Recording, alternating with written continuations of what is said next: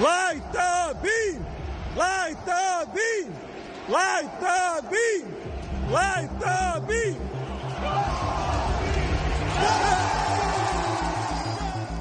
Oh, light the beam and get hydrated as I pour water. Welcome back in to another edition of the Sports Cave with Biggest Puma.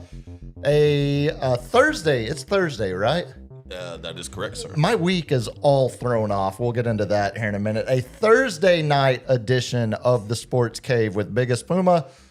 We are all once again together in the room under the same roof, back for another one of these programs, broadcasting live once again from the north side of San Antonio. Do it live! Where we're going to talk about doing it live here in a minute.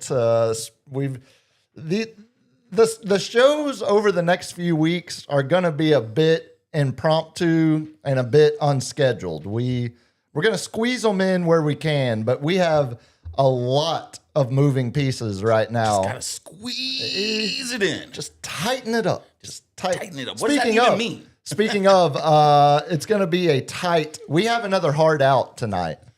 It's going to be the tightest of all hours. I see when it comes to the roommate, you're focused. You really are going for the tight hour. Buddy, I bought a gas station boner pill and just about went raw 2 nights ago. That is where we're at right now. You gotta watch the last episode, John Oliver. It was all about those gas station boner pills. That's why don't buy them. That's why they're but this is like DARE. Like when we had to take DARE classes growing up. Do you know what introduced me to a lot of drugs as a kid? Gas stations. DARE. Oh, DARE. The DARE program. Do you think you're like, what's a Quaalude? Yeah, Oh, buddy. There's a picture somewhere out there of me at Warp Tour 05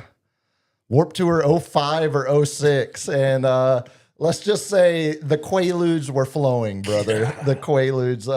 I might have watched that. It might have been fresh on my mind. Oh, is that why you bought one? You're like, might have been. It was 5. It was 5 times the doses it normally should be. You're might have 5 times. Huh? Might have piqued some interest in an industry I didn't know I had any interest in, buddy. Yes. Just don't Lamar on me, dude. No, we're not going to go full Lamar. Trust me. I don't think I'll be found unconscious at the Bunny Ranch anytime soon. But as Cap alludes to, the roommate is flying back in currently from Boston, where she is fresh off of seeing an intimate performance by Diplo. Oh, it was a vacay, not a work. No, it's a work event because nothing tech nerds love more than some guy on his computer pushing buttons to make music. It's one of those like where they get like the CEO's dancing on stage like, we got Diplo for y'all. Buddy, that's exactly what it's basically. It's every episode of Silicon Valley you can remember. Last convention, it was Chainsmokers. This time it was Diplo. They've certainly got a type. But no, she lands at, I probably should check that the flight hasn't changed. Yeah. I'll check that when we do your Yankee Minute. That way I won't talk during it. But no, she lands here around 10 o'clock. So we're back, but we have, how the hell do we have that drop? Is Carl using that drop on the morning show regularly? I think that's his AI. Yeah, so we've got a bit of a hard out. We'll squeeze in what we can. Of course, we're going to talk a lot of Spurs after last night's dominating performance, getting back on the right side of things, evening up this series. Did you even notice your hat? Yeah, the other one lost its juice. This one's full. No, this one's got the boner pills right now.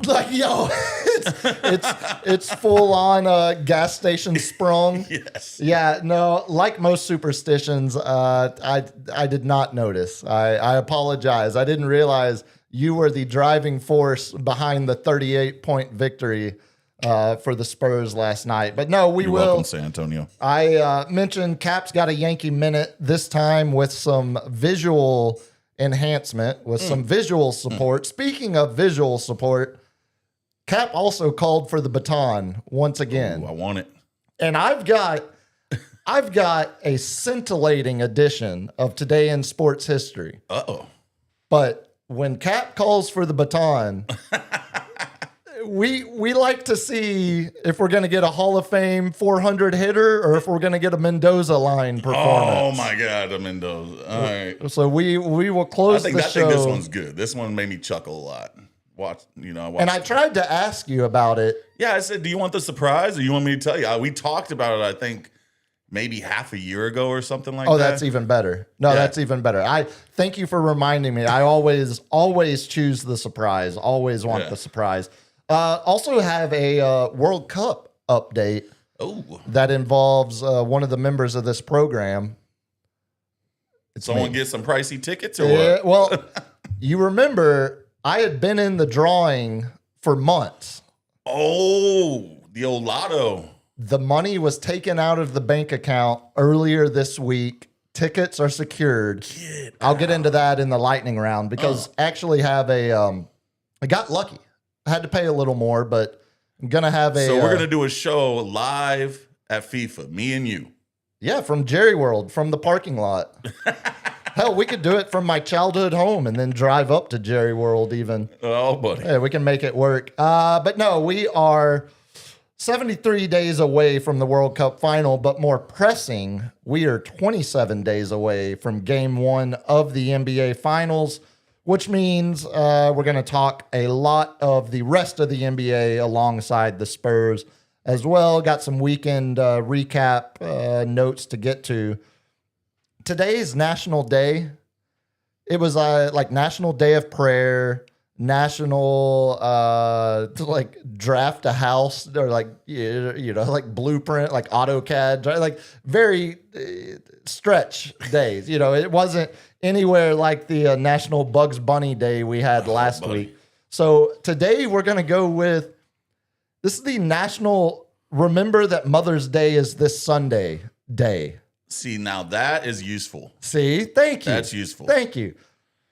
I didn't realize it was Sunday. It's this Sunday. All right. I didn't realize that until I was putting together the run sheet for tonight, and I saw it was like upcoming national days. I usually get it from Saturday Night Live because they always do like a Mother's Day special. Oh, I bet you'll get that. And I'm like, oh man. Well, that's when Saturday Night Live relies on nothing but female cast members, and you end up getting Mother's Day skits. You guys wanted equal wages. We're gonna work you. Don't defend. We're gonna work you hard. Don't defend. What was her name? Kate McKinnon singing dressed as Hillary the night Trump won the first time, where she's out there just singing a cappella at the piano, like it was actually the end of the world. Yeah, no, don't defend that. But yes, remember Mother's Day is Sunday.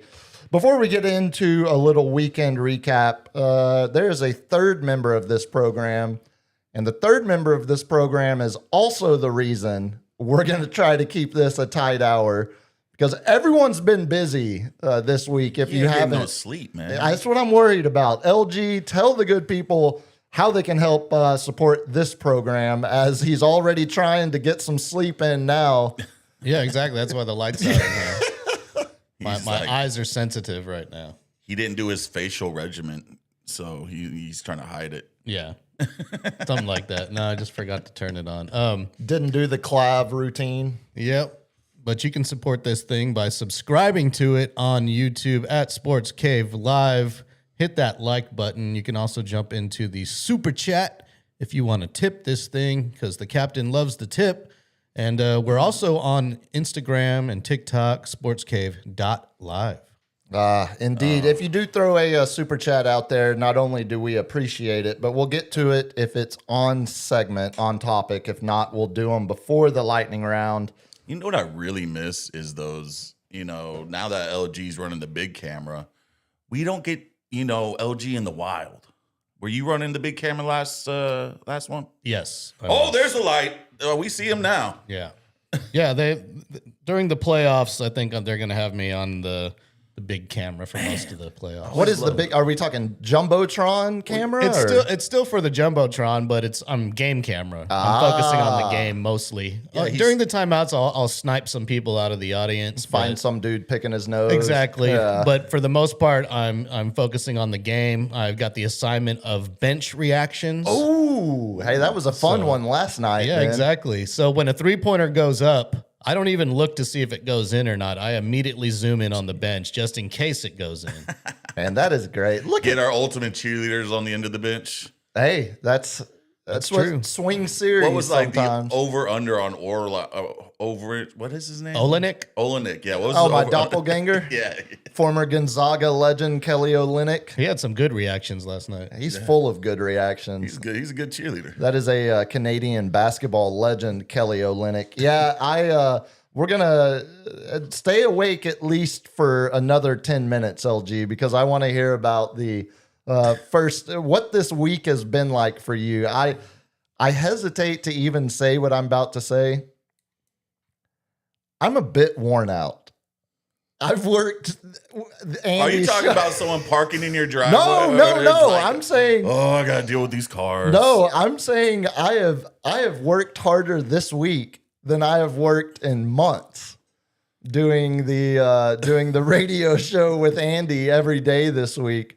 And again, I hesitate to even, it's not a complaint or it's just a statement. I hesitate to say it because I know you didn't sound excited about it. LG has been up at 6 a.m. Actually, he's been microphone on at 6 a.m. Yeah. He's been up. What time has the alarm clock been going off this week? About 4:45, and then a couple snooze buttons later, I'll wake up. About 5, maybe. Man, I had a job where I was like, remember the old 411? Yeah. Yeah, the info. There was a place called Info XX. City and state, please. City and state, please. City and state. Yeah. Just over I and had to over. go there. I had to be at work at 6:30 over off on the west side. So I had to like wake up at 4:45, couple snooze buttons, just like LG. That got old real quick. Yeah, I would imagine. It's already At least- old. Well, at least you're doing something a little more entertaining and fun. They than, said each one of those calls had to be 45 seconds. That means I would in a day, I calculated it. I had to take over 3,000 3 to 5,000 phone calls. Good Lord. And I'm telling you, you get it from every state, so you got to deal with people's dialect. Get over Louisiana. I'm like,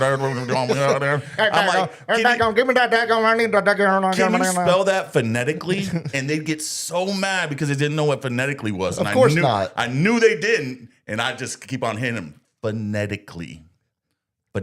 Well, you're never And they're gonna like, what are you talking about? And they get so you're never gonna hit your quota if you're hung up on phonetics. crap about the quota.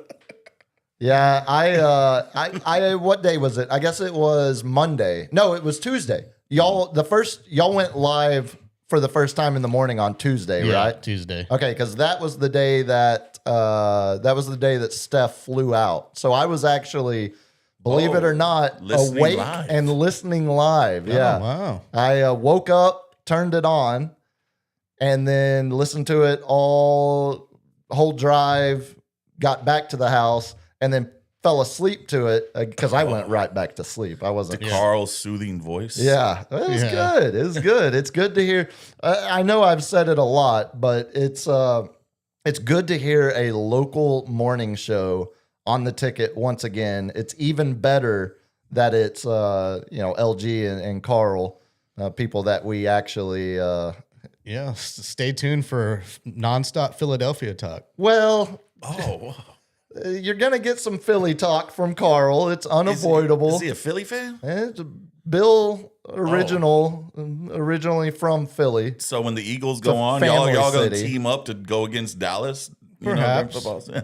Oh, I think Carl will And I'm drive. the hated one for being a Niners fan. Wait till both of That's them what I was get- about to say. I think between you with your Niners fandom, Carl and LG with their Eagles fandom, I'm gonna be the last man standing as the Cowboy defender. It's not just Eagles, though. It's all Philly It's teams. Phillies So we've and- already had, gritty stories. Oh, the gritty. Now look, of Are all the Flyers out yet or no? No, they won. They won? eliminated the Penguins. Of all of the things that I would actually enjoy hearing about that are Philadelphia sports related, It's the Flyers. Gritty is Gritty, about the yeah. only one that I have much time for in my life. I'd say, But- well, yeah, Gritty and the Fanatic. I'll give yeah, them the that. Philly Fanatic. Yeah. That's Oh, an yeah. original. He's good. Yeah. How? What's the what's your day been? So alarm clock at 4:45, show from 6 to 8. Are we getting a nap time in after that? Or today was recuperate all my lost hours day. I literally slept. I went and got breakfast after the show, came home, watched the Spurs game that I didn't really get to watch last night, even though I was there. And then I slept until about 5 p.m. Oh, buddy. Yeah, I figured The house was kind of dim when I came in. That's why I'm telling you, when we were talking about earlier in the week what days we were going to try to get a show in, I knew that first Tuesday night being the first day that they actually went live that morning. I'm glad you were kind of feeling under the weather, because that way we could use that. We could blame you and not LG, because that schedule is going to take a minute to get used to. Dude, Especially after going pre-recorded, at like 1 a.m. the week before. Yeah, you so I'm screwed reversing my schedule You now. worked Yeah. nights the week before you started working mornings, basically. You worked overnights for a week and then said, hey, what if we just totally messed up the totally schedule. flip this and start going live? Well, the Tuesday's program sounded great. I can tell you that. Yeah. Haven't made it up in the morning since Tuesday to catch any other shows. I'm looking for, just the Instagram clips and the TikTok clips and all the stuff I get reamed for. When are those coming, LG? There's been I dropped one the other day. yeah, there's been some. I dropped one. I don't got time. Ain't nobody got no time for that. Well, hell, tell while you bring it up, how can people follow the starting lineup? I dropped that earlier, but you can follow us on Instagram at hell, sportscave.live. When did you say? No, that's sportscave.live. Oh, the starting lineup. Hey, okay. Hey, I'm on 2 hours. Yeah, of sleep. okay, fair. See, now he's got this force field. I dropped the Sports Caves info on the starting lineup the other day. Yeah. So now it's come full circle. Ma, we made it. So we are at starting lineup live on everything. Very easy to On find. everything. Very Sweet. easy. Sweet Grinder's blowing up as we talk. Hey, Except for Twitter, TSL760. okay. Because starting lineup live was too many characters for Twitter. You can Really? only have 15, and apparently that's like 16. I had when I was doing that. That was the whole reason why we went with Sports Cave Live, because he couldn't do it with the biggest Puma. Yeah, that would too have many been, words. That would have and been the, a little. and the Sports Cave was taken by like 100 different accounts. So It's a little generic. as is the starting lineup. It's a little, hey, as are most of the best radio program, or it's How many like AAA plumbing or AAA electricity, AAA AAA bail bonds. We got to get in there. got to be man. first. No, starting lineup is definitely better than something like Carl and LG in the morning. Oh, yeah, you know, yeah. like Coral. the name titles are always Yeah. the most give up. Like Bucktooth and Billy Bob. That's right. Or yeah. whatever their name is. Bubba the Love Sponge and the Greatness. That's a radio actually a legend. good name. I like that's a that great. name. That's a great name. It reminds me of the Seinfeld episode, The Sponge. Yeah. Everybody loves the Sponge. Why are they just continuing the Sponge? It should remind you of the time Hulk Hogan was paid to nail That's what somebody's that wife. that's what that reminds me of. because for it sure. was Bubba the Love Sponge's wife. Oh, from wrestling. That's He was a Tampa radio legend, still is, or if he's not still amongst us, send the family a ham. But of course Florida. of course, yeah, Bubba the Love Sponge. Nothing like if I gave you two guesses of what state that's in, you Yeah. wouldn't need the second one. That is a straight Florida. Well, LG, I swear to you, we're not going to waste much more time tonight than we already have because we're going to keep it tight. Well, I'm gonna waste all the More time. I so, don't care. more so LG, for you your stay sake. up. You got a nap today, sir. got a bad feeling about this. Yeah, more so for LG's sake than the roommate's sake. She will be at the airport, but I will be thinking about LG getting a good night's rest before y'all are live back While again you're tomorrow, on a boner right? pill, you're gonna be thinking about LG. You're combining. Hey, there's nothing wrong with it. No, that would just be a normal Thursday night.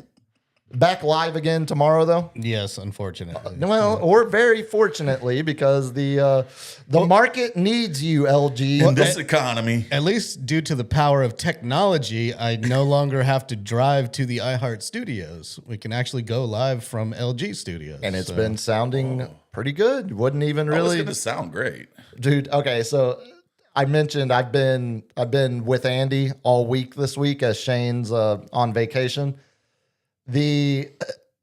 Yesterday, it was or maybe it was one of these days. It was either yesterday or Tuesday. Doesn't matter. The entire first segment. These are the issues that LG will soon become familiar with. The entire first segment just got completely skipped, dead air, blown out of the water because there were some issues. It was Tuesday because it was the first day y'all went live. We got a little bit of the blame there. Did you? Yeah, a little bit of the blame. Okay. It was y'all that affected his show, the Andy show? No. No. But we got a little bit of the blame. We were scapegoated. Yeah, okay. That's what really happened. I thought it was something worse after the fact. So You try to gaslight LG, that's not going to work. no, and it didn't get very far because LG immediately, when I told him, I was like, hey, we're having trouble connecting. Can you test this? Can you look at this? And he was like, yeah, bro, there's nothing wrong on our end. Like it's something up there. The software that is used to run, the station for live shows, LG's using the same software here. LG and Carl are to run their show from here. Yeah. The same software we use at the station. So there's some like permissions and connections in there that had never been used. Some firewalls. Exactly. Stuff like It's the that. only computer term I know. And you know what? That actually somehow kind of works right here. It kind of plays. We had never done a show live that wasn't in the studio. Yeah. And so it gets to be, 3:55, 5 minutes before Andy's show starts, and I'm going through and clicking all the connections I need. And one of those little options in there that is always the last thing I click, it is completely grayed out. Like it's unavailable, unclickable, doesn't do anything, right? And so immediately, I text LG. I'm like, hey, I think y'all messed something up. And LG's like, no, this is not all. You can't pin this on up because I've noticed a trend when I fill in with Uncle Andy. It's so hard to nail LG to like a. It's impossible because if something went wrong, I'm like, oh, LG, that might be you. He's like, nope, this is why. And got like 8-point PowerPoint why I'm wrong. He has seen the software for 2.5 weeks now, basically. Yeah. Mm-hmm. LG already knows it 10 times better than I do, if not more. God, the dude's a professional. So anytime I have an issue, I immediately just like, well, call corporate tech support.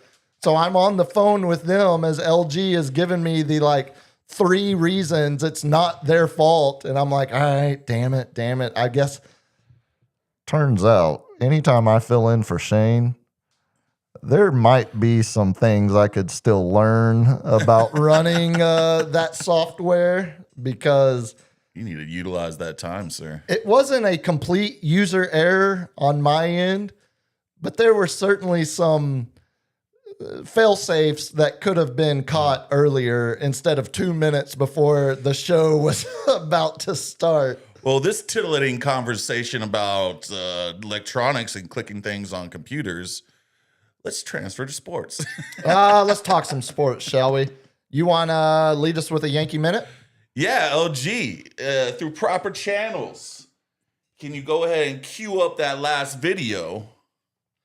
Oh, yeah. R.I.P. Doc Garrett's pecs. If you missed What that, happened? He tear his pec? he was at the CrossFit Games. He was on his second set of bench pressing 345. And he said as he was going back up, one of his pecs just completely ripped off the bone. I've seen that in person. It all balled up right here. He said it sounded like Velcro being... That has haunted me since he said that yesterday on the radio show. I've seen it where it just like all of a sudden it looks like half a boob just deflates. That's what he on a said. guy. Like their pec is like, this is like, just- and it just look like it's deflated. And I'm like, were those real? That's exactly how he described it. And it nonetheless sounds disgusting. Yeah. So which video am I queuing up? The one I sent literally right before the show. Oh, It's the baseball one. proper channels, but Since it is Yankee Minute, so the baseball one. well, you could have been. No, I don't have. No, it. I you don't got- you have got no. I'm trying. I'm doing my best to Help provide cover for LG right Well, now. now the Yankees, we do have what would say the best starting rotation in baseball with the lowest ERA. But now we have Rodon coming back on Saturday and one Garrett Cole throwing in the AAA minors. But he is in rare playoff form. Go ahead and roll the clip. At the time, we got reached out to by the dietitian of the Renegades.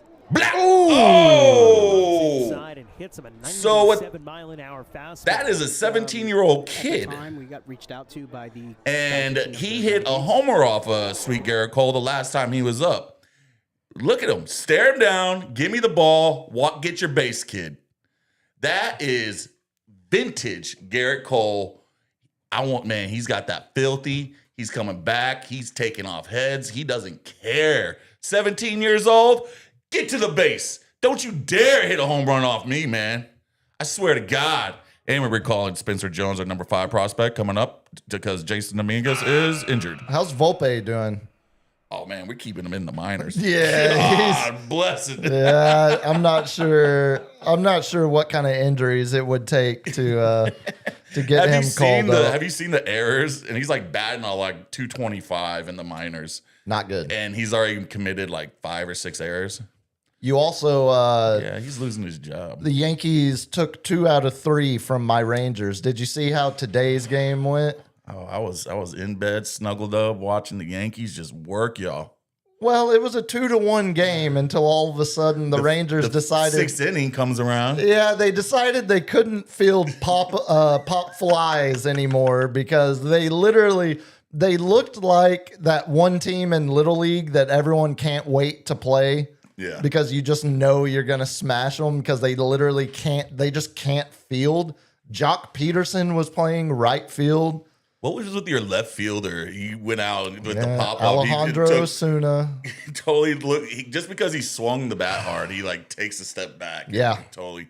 Yeah. It's not stuff. good. It's not. And as soon as I talk about the Rangers having the best bullpen ERA in all of the major leagues, they go to Yankee Stadium. And although Uvalde yesterday, Judge hit a home run off him. he did, and that was one of 3 hits allowed, I think, by Uvalde. And the one victory the Rangers were able to get up there in the Bronx. Yeah, it's still, we're obviously, Spurs and basketball are going to be our main focus until otherwise noted. But I'm Unless keeping. we see another like pitcher, Cy Young Award win pitcher just plunk a 17-year-old. Yeah, that's okay. That's awesome. Is it though? Oh, I loved it. Why It's just that like that's like a Nolan Ryan feel. What Are would you Nolan an- Ryan do? are you on? If you sat there and hit a homer and flip a bat or something on Garrett Cole in the minors, 17 years old. Garrett Cole? You're should've- wearing one. Did Garrett Cole get ejected for that? Nah. Preferential treatment. Yeah, it's Garrett Cole, Yeah, I baby. mean, what are we? Are you an unwritten rules guy? Yeah. See, I hate that. I think that's the dumbest thing. It's almost as dumb as attributing team or individual success to momentum instead of actual ability. What have we heard all week with this? Now the Spurs have the momentum going into I know, that's Philly, ridiculous. blah, blah, It makes blah. no sense. If all these professionals, all these people who actually played the game professionally say it's real, would we take their word for it? I mean, the people that professionally played the game forever thought the forward pass was the dumbest idea until it started getting. That makes no sense. How does that make? What do you mean? You're talking about 80, 90-year-olds who were watching football in the 40s, Yeah. pre-World War II. I'm talking about the. I bet they still believe in momentum That's my whole point. I think that's. because it's real. No, it's absolutely. It's. We could go We're not going to get bogged down by it. the momentum talk. But what I mean to say, unwritten rules are stupid. If it's a rule, it's in the rule book. If it's not, then it's some a-hole plunking a 17-year-old kid because he got mad he hit a home run off of him. That's stupid.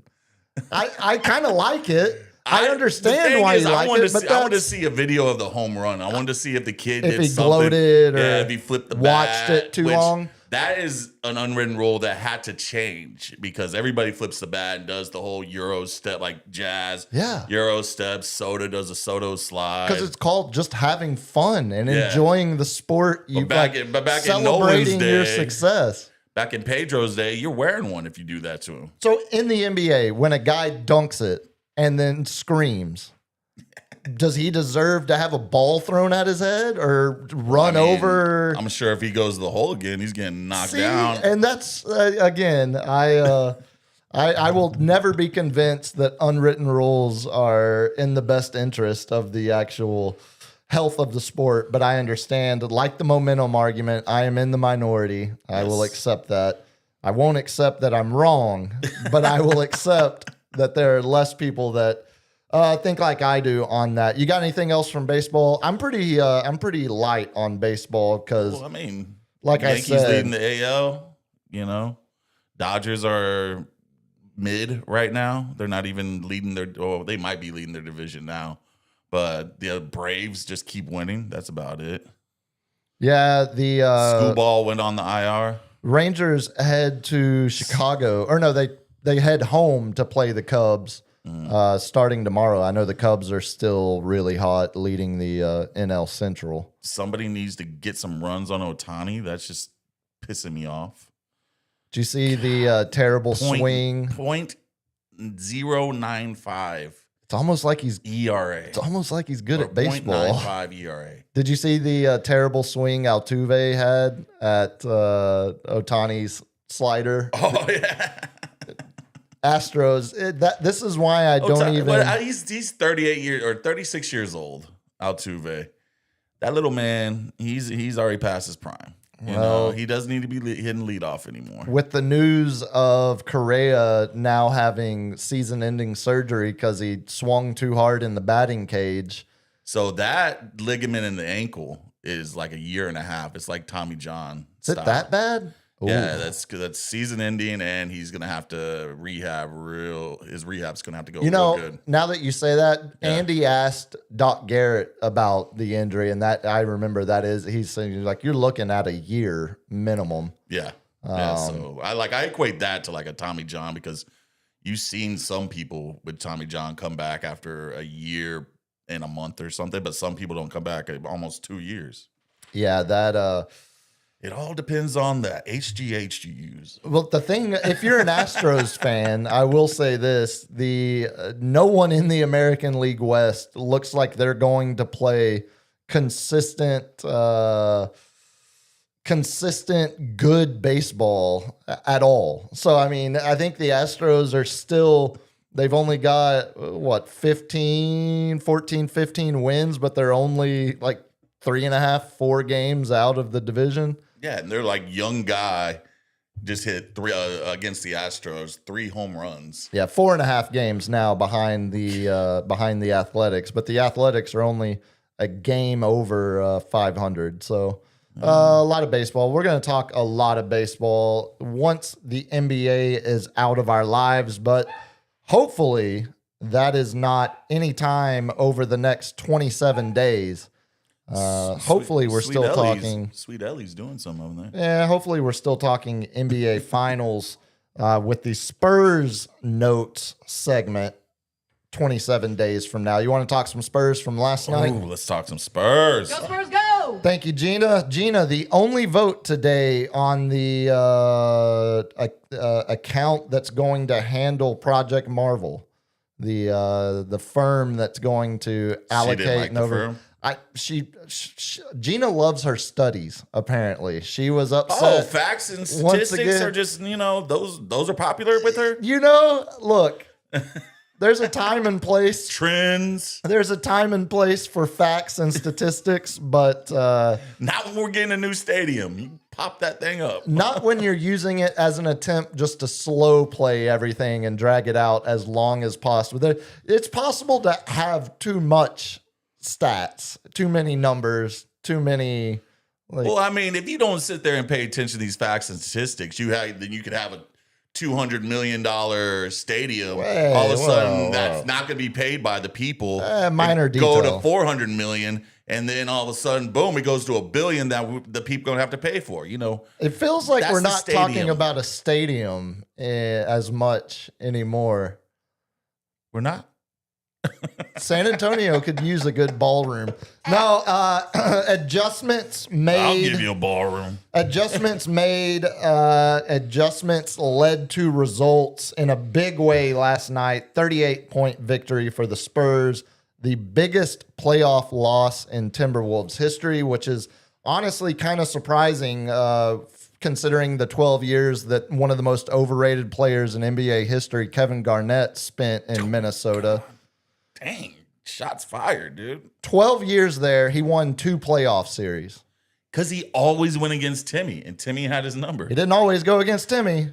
I want He got eliminated by Dirk a couple times too. Okay, so Timmy and Dirk had his number. It's almost like there were 2 better power forwards in the West at the time he played, and he had to go east and join a super team to have any playoff Yeah, success they whatsoever. wouldn't bring any talent up to I'm just him. tired of people putting Kevin Garnett in like a top 25 player all time list. Oh, absolutely It's not. absurd. But yeah, no. Give him like 75. Oh yeah, that's fair. He would be 75. I might have him a little higher than that, but now you've got me in the position of defending Kevin Garnett. The big thing, I think the biggest talking point that everyone is kind of latching onto is Pop participating in the film session. So, what is your one takeaway from game 1 to game 2 that you think Pop had a part of? I would say the biggest thing to me from watching the game last night through the lens of thinking what was Pop's impact on the strategy during the game last night. I want some nasty. Oh, We got some that, and we got some good mic'd up audio of Mitch Johnson. Actually, usually the mic'd up segments are completely worthless. Actually, had a good cut of him leading the defense, which is what I think my biggest takeaway or the biggest impact would be last night. The Timberwolves' leading assist man on the year averages 5 assists. Do you know how low that is statistically? So it's a lot of one-on-one. It's a lot of one-on-one. It's a lot of winning individual battles. It's a lot of their ball movement on the offensive end of the court doesn't lead directly to baskets. Yeah. Now, there's varying arguments to make about, it's certainly not the Spurs way. It's not the beautiful game. It's not how the Warriors were moving the it was ball the Spurs around. way in the early 2000s. Drop it down to Timmy. Yeah, but you were I guess still... Timmy was getting assists. Yeah, kicking early. it out. You're right. Earlier 2000s, where it was more post-up isolation play. But I think the fact that Minnesota plays that style of basketball offensively, if you're able to get the ball out of their best one-on-one player as fast as possible, and then deny and keep the ball out of his hands for as much of the possession, each possession as possible, so that then if he does get the ball again, it's in a late clock situation and it's now being rushed or stressed or forced. Yeah.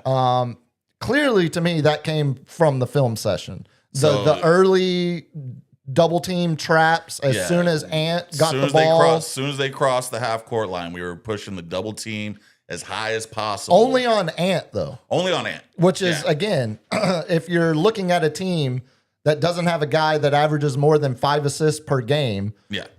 if you're able to take away their best one-on-one individual guy that can win individual matchups through trapping the ball like that. I mean, clearly that threw them off. Clearly that completely disrupted and was seemingly unexpected. Yeah. I think that's the biggest adjustment, I think. So I think, to me, what I saw, there's going to be a lot of cat and mouse, a lot of psychological warfare type things. Which is great. Yes, That's what the playoffs are great for. You get Ant flustered. He's emotional. He wears his emotions out on his sleeves. You know what he's feeling at all times. He's not calm, cool, collected. He's up there getting in people's faces. He's talking trash to the bench. You get him flustered and he's not performing, that's going to trickle down to your whole team. So therefore, everybody's sitting there like, man, Ant's flustered. We got to pick up the pace. Randall, I got to do something here. McDaniels, I gotta be the scoring man because they're double teaming Ant right as soon as he crosses the half court line. So my guess on game 3 is Minnesota's going to go to the tape and they're going to try to counter that move. But I don't think the Spurs do the same strategy. I think the little cat and mouse, they're gonna use it in the beginning, but then they're gonna switch up and start playing zone defense, start seeing, because they're gonna have to start passing the ball. That's the only way you counter that double team, correct? Yeah. Oh, yeah. So and it's you pass start it quicker. Yeah, so you start playing the lanes and you start jumping those routes almost like a safety in football.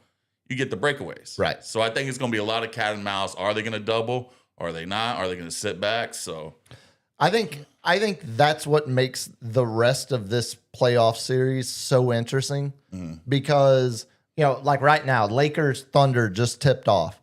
I don't think there's anything the Lakers can do to keep this, like they can't play the cat and mouse game to have any impact or slowing down of the Thunder. No. The T-Wolves, that's where I have more faith in them having some sort of response through adjustments like that, which makes it makes the series more exciting. I think the Spurs, I was going to ask you at the end of the segment, at the beginning of this series, I feel like most people were thinking Spurs in 5. I was thinking Spurs in 6. yeah. Now, after seeing the way the first 2 games played out, I think it's still going to be Spurs in 6, but it's going to be a way more interesting 6 games than I would have expected last week. Does that make sense? Yeah. Like it looks like Chris Finch is a damn good coach. The T-Wolves, he is. That's what I want to know. That's what I don't know anything about. So I'll tell you this. And if he can counter the strategy, the mind games that Pop's going to be playing on him through Mitch. Through Mitch, yeah. Basically, Mitch is like... Put your hand right up there and work him like a puppet. Mitch is like Luke while the hologram Pop is directing him on what to do. I did that just for you since you celebrate May 4th. No, Chris Finch. The T-Wolves, I joked about KG's ineptitude in the playoffs, but they did make like 7 or 8 straight playoff appearances. Maybe it was even 9 at one point while KG was there in Minnesota.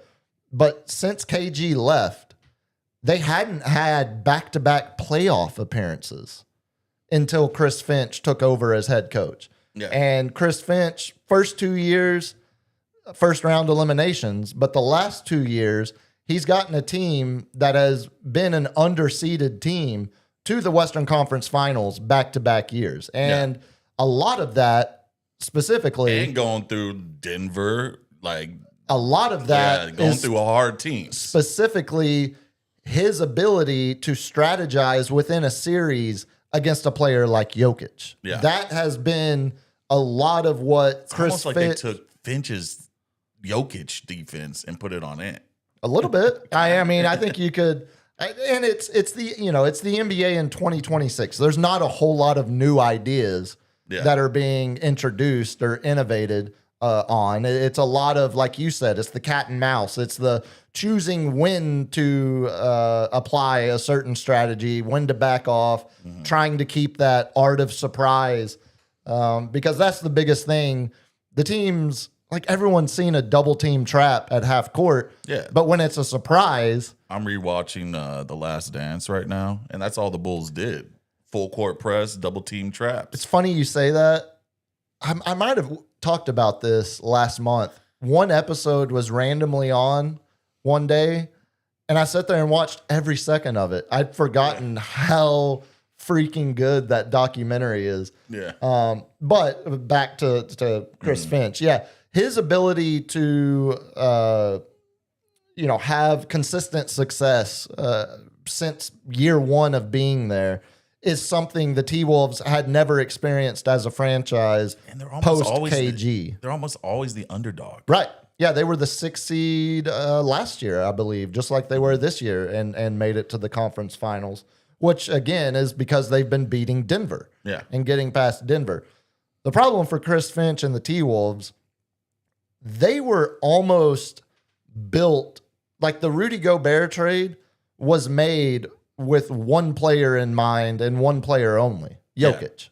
That was it. Gobert is the perfect answer, maybe even more so than Wemby in some ways, just because of the size. Yeah, he's got more weight. He can't be moved as he Yeah. right. That is Gobert is perfect against the Nuggets with as currently constructed with Jokic. Gobert is borderline unplayable at times in this series. He's an offensive liability. 53% free throw shooter, so you can't have him in there in a close game in the fourth quarter. I've been joking with Andy all week. The number I've been looking at both of these games, Anthony Edwards on a minutes restriction coming off the bench, Rudy Gobert starting. The over-under for me is which one of those guys plays over 30 minutes and which one of them plays under. Because, Gobert has been game one, he played 30 minutes on the dot. Last night, he was, granted, it was a blowout, so you can't really count the minutes played numbers the same He did way. sit like in the first quarter, like almost half the quarter. Right. He was under 30 minutes and would have been on pace for under 30 minutes had it still been a close game. I think going into game 3, you talk about what adjustments Minnesota can make. Naz Reid has been a non-factor in a lot of ways this series. He's had, he's made some threes, but you haven't seen He's the not kind a of threat. He's not a threat. You haven't seen the kind of impact that he can have on games. I would expect Minnesota to play a lot more lineups that have Naz Reid and Julius Randle than Gobert and Reid or Gobert and Randle, because it feels like. So you want Naz Reid and Julius Randle? You think there's gonna be more some pick and rolls, like I think there's screens? I think there's just going, Gobert. If the Spurs play like they did last night and they're taking the ball out of Ant-Man's hands, the T-Wolves with Gobert on the court, if you're taking the ball out of Edwards' hands and Gobert is on the court, that's basically two guys that you're now taking away from the offense. And if Reed's not hitting, you got the Shannon kid. Yeah. He's coming. I think he's going to do a lot better at home feeding off the crowd. Big time. But he's foul trouble. He seems like he just can't get into the defense fast enough because if we play like we did the second game, go into the hole every chance we get with force and determination, younger players are going to get in foul trouble as we like a la Stephen Kessel. Yeah, and we're going to talk about that in a minute because I've got a not an idea, but a takeaway from last night regarding some of the foul trouble. I think the biggest thing for Minnesota is if the Spurs are consistently taking the ball out of Anthony Edwards' hand, they can't have another guy on the court that can't create offense for himself, and that's what Gobert is.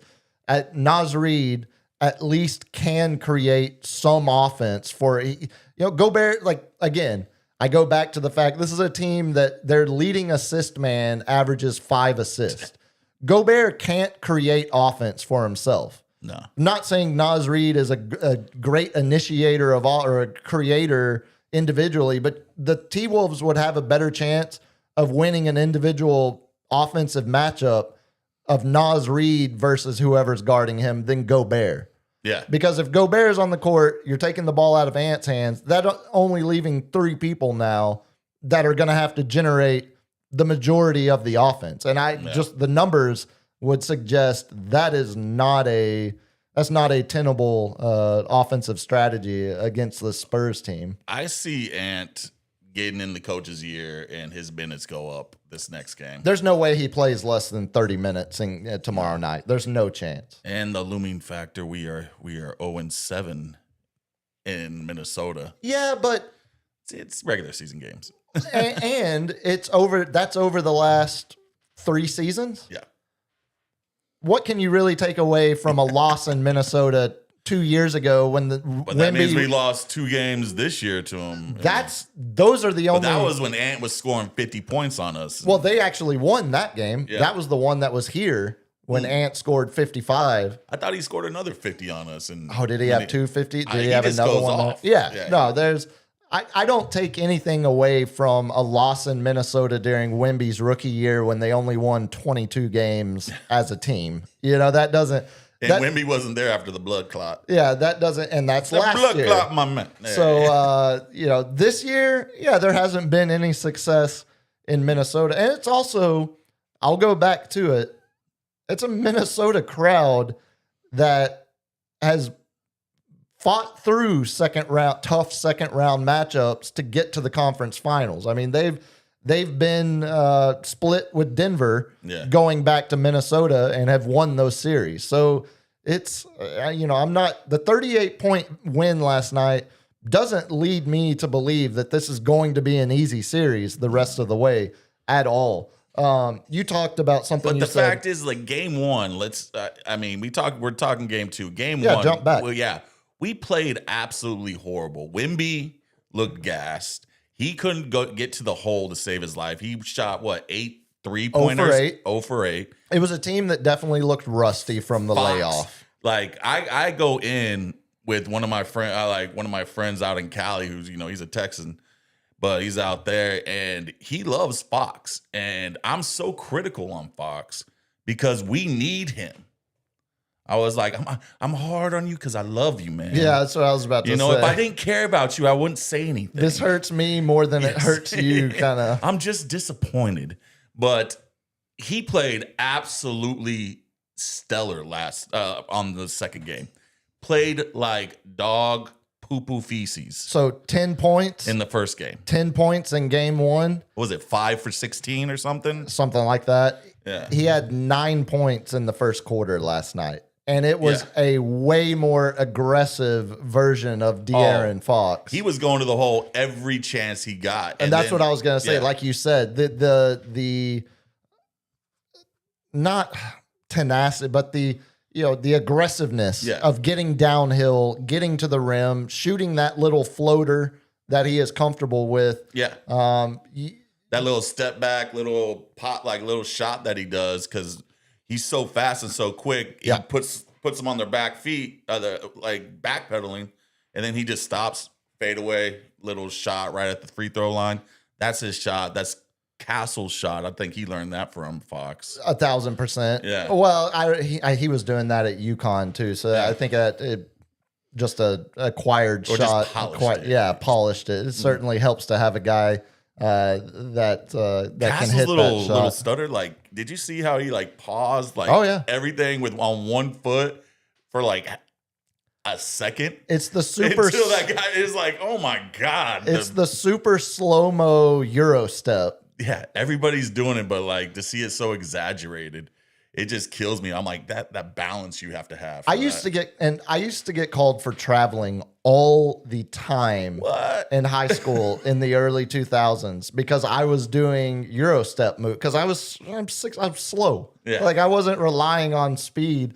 I was basically like Luka relying on the athleticism through deceleration. Yeah. That was how I was trying to, and every single time they would call it a travel and I'd be like, dude, trust me. Just trust me on this. Yeah. It's not a travel. Let me get the phone and show you the tape. Yeah, but you're going to learn that years later when the entire league is dominated by that move. Another difference between game 1 and game 2, besides the strategic adjustments, Carter Bryant was a plus 18 off the bench last night in 16 minutes played. He only scored 2 points, He is our enforcer. 5 fouls, and that Have you seen? He straight just pushed, just shoved. shoved Gobert like just right from behind, like get on the floor, dude. And that Carter Bryant playing last night, if he had played game 1, that's the difference between Steph Castle fouling out with 3 minutes and 20 seconds left versus finishing the game. Yeah. Because Carter Bryant can come off the bench. I called it on the show today, I called it a foul sponge. Oh yeah. Coming off the bench and just soaking up some hard fouls. You know, Pop went out there and was like, "I need you to start." You I know, want they some want to bully nasty. us. I like you go out there and push some people around. I want you with 5 fouls. I want you to foul. Yes. out. Like you know? that is and you know, a Minnesota team that relies so heavily on winning individual matchups and, you know, has all of these wings that are long and athletic. Yeah. Not having Carter Bryant for game 1 to throw out there and bring some of that physicality and length and athleticism. You know, Carter Bryant's 2 points were loud last night. Oh yeah. That two-handed dunk. Like that. Jumped out of the roof on that one, man. And that is something that clearly could have been helpful game 1. Yeah. Again, I'm not it's I not about the those points. ice packs on his knees. Yeah. Every He's playing game, I'm just through like, it. what is going on here? Yeah, it's not, to me, for him, it's not about how much he fills up the box score or the stat sheet. Yeah. It's about the athletic physical presence he can bring off the bench that matches some of what he provides defensively and through his athleticism is a perfect match for what Minnesota does well. He's like almost, it's just him and Castle have like some of the, like, of course, Castle's way more polished offensively, but defensively, it's just like the perfect matchup. They both got speed. They're both tenacious defenders, long wingspans, can jump out of the roof. You know, like it's just the perfect sub for him Yeah, and like you know, defensively. every foul, you know, when Carter Bryant comes in and picks up a foul, that's one less foul that Steph Castle could have picked up because they're accepting the same matchups defensively and doing it with the same level of physicality. And then game 1, when Fox is one-on-one with Anthony Edwards at the end, what do you think is going to happen if it was Castle and not Edward or like Fox on? That's a big. I think there's again. I you give him can't- half the shots, you know, because he was making everything in the end of game 1. Going back to game 1, as much as we're talking about Castle fouling out with over 3 minutes left in the game, can we all agree that at minimum, Oh yeah, 2 of those foul calls were a bit absurd under the circumstances? either where no it's- calls or definitely offensive. Like one, he Right. got pushed, and he grabbed him as he's falling. as backwards. he's falling down after Julius Randle had pushed him to get the entry pass in the post. But yeah, no, that to me was, you know, again, it's a 38-point blowout, so it's not. There's a long stretch of that second half where there's not a lot you can take away from the game. Okay, speaking of, where do you stand on, and maybe LG can give us a first-hand account of what it looked like in the barn last night. About 5 minutes left in the fourth quarter. I get it. It's a massive blowout. The game has lost all drama. Doris Burke is talking about the face painting of the members of the Jackals. They're struggling for content to fill airtime in a blowout. But the entire lower bowl looked like it was 40% full with 5 minutes left in the game. Everybody left early because that game was such a blowout. Back in the day, a lot more people left. Maybe the drum is keeping them there. Okay, so we're gonna We credit. just need some like canned air, like some air. We need to That's just what jazz it happens up. when you clear the bench with 9 minutes left in the fourth quarter. I get it. I fully get it. But people pay good money to be in. I will say that the after party that they have out there in the ultra courtyard with the cover band out there, it was packed last night. You know what? I heard how packed it was because I guess they set Carl and Dylan right next to the stage. They did. Because the whole post-game show is basically just a live stream of the concert with a little bit of Spurs talk intertwined. Yeah, so some fans stuck around. Maybe they wanted to get out there early, get out to the concert early, get the drinks on. Yeah, Okay, well, it's past third quarter, so fourth quarter they can't get the beer, man. It's a 40-point game with 9 minutes Look, left. and I get it. I get it.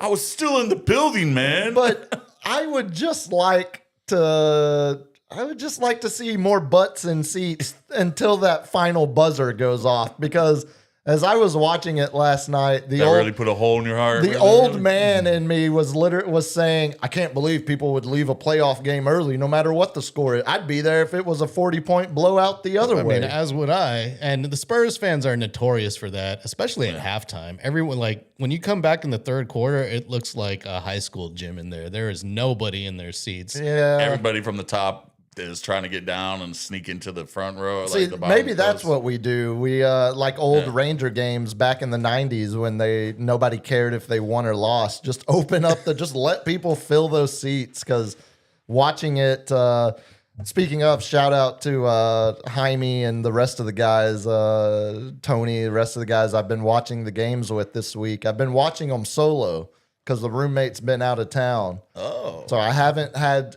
She provides at times a bit of a force field where, people that listen to the show or know me, if Steph is with Is she me, giving them like the evil look? No. Are we losing fans because Steph? no, we're like she's actually, like, yeah, she's like some effing pit bull, just on alert at all unless you got a times. drink for us, do not come over here. No, I think it's more we have a respectful listenership. We have a respectful audience that when they see me out with the roommate in public, I want some more hooligans. it always support the hooligans as well, especially if they support Millwall or the San Antonio Spurs. But no, there's a lot of times where people tend to not come over because it feels like, well, it's date night, or they're watching the game together. But no, this week it's been a conveyor belt of people just posting up, and it's been great because I've been like as I mentioned my gas station purchases, I've been a bit lonely and bored as hell. So it's been nice to taking those, dude. No, it's only Just call Row or something. Blue Chew, like at least they're. What you think they're? You watched the episode. You think anyway. they're that much better? I'm will. sure the FDA's on their ass. Oh, yeah. Not the gas station. The ones. FDA's never approved pills that turned. The FDA approves pills that makes your taint raw. Like I'm not sure why you would use them as a barometer of what is and isn't good for you. So what else did I have? What one sinus more pill are you taking that makes your taint raw? No, that's the one of the fat pills. I think your roommate's just messing with you while you're asleep. No, that's when I ask for it. I know what that's from. There's one of those ads that it's like if you have any redness or swelling of your perineum, that's the taint. that's your taint. The perineum. Yeah, Nice. yeah. That will be used. See, that's the FCC appropriate. Although taint's fine too. They haven't What taken about that Gooch? away from us. The great Taylor Gooch, who now is Gooch? looking for Gooch a new works. golf home with Live Golf imploding. Oh man, he played for Liv. Yeah, Taylor Gooch went to Live. Oh buddy. Yeah, I think Gooch is fine too, as well as or Chode. More impressive from last night. The fact that the first basket was scored by Wemby on a putback dunk when he was standing on the other side of half court when Champagnie shot the three. Go back and watch it. Yeah, that's a good one, dude. Champagnie shoots the three. Wemby's not even in frame when the shot goes up. And then he comes from half court to slam the putback. That or Devin Vassell jumping before the pass got to him to beat the shot clock on that no-dip corner three he made last night. Even though I'm not taking away Wemby's athleticism and ridiculousness to get down there that fast, have the skill to see where the ball's bouncing, one hand put back dunk at full speed, Not taking away anything from that, but I've seen that. I've seen Wemby do that. And we almost take it for granted because we do take it for because granted. he can do it like I'm playing like low goal basketball like we used to play on an 8 I see him foot just rim. doing that when he misses his own threes. He just goes and does that. Yeah. But Vassell catching a pass while he's in midair jumping for the shot to put up a perfect swish. Yeah, that's to beat the shot clock. Yeah, to beat the shot clock. That was impressive. Yeah, as we were watching the game last night, with the crew at the bar, I said out loud, like as it happened, I was like, was Vassell already in the air? That's like a Memorial Day miracle thing where you're like, I got to rewatch that. What actually happened? Was he out of bounds? Was he standing above the line? It looked like something Manu would have done. Like it looked like a classic Manu, just being a second and a half ahead of what he needs. Like, all right, I need to already be in the air when I catch the pass so I can get the. But it looks so clean and crisp. Like it seems like he's practiced that, or like I don't know, man. It seemed so clean. It was smooth. You was did so know smooth. exactly the difficulty rating that actually was. So Yeah, certainly. Vassell gets that. He gets the nod that time. I think I agree with you because we've become desensitized to Wemby's freakish athleticism and size and length yeah.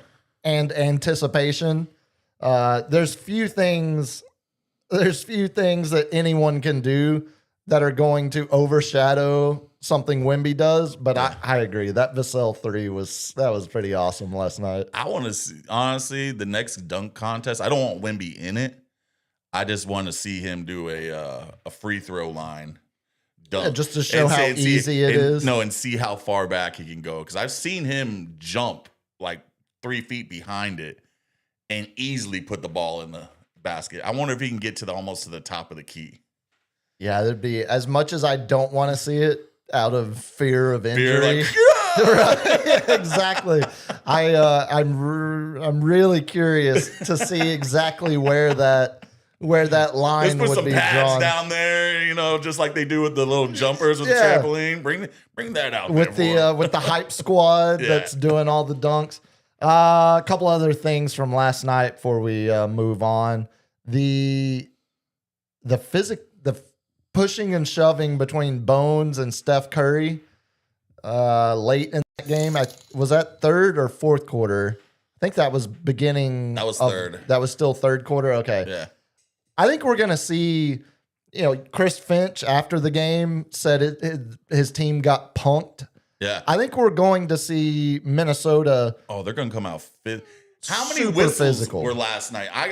Was it Sweet Rasheed Wallace who told the official, if you blow that thing one more time, because he got teched, and it's like they blew the whistle like at least 70 times last night. Scott Foster, God. the extender. Even though it was like for us a little bit, or So for the Spurs. The third quarter was 45 minutes because of said whistles. Good Lord. No wonder it felt so long. that whole Like, second half did, because the fourth quarter was pointless. Yeah. Game was already determined. Unless you're Kelly Olynyk's mom and you got to watch him play, or Bismack. Bismack got in. yeah. He was with Wemby and McLaughlin Yeah. in the post-game hit, which also I did something I rarely do and I try not to do. I put out a drunk tweet. Oh, buddy. Kind of in my feels last night, because go back and watch that on-court post-game hit that Wemby does with Bismack and McLaughlin next to him. I think that's who it was next to him. Go back and watch that. Wemby, every answer he gives is like 3 to 5 words. And you can clearly tell he is intentionally doing his best Greg Popovich impersonation. He wants to say more, but he stops him every time. Like, we played hard.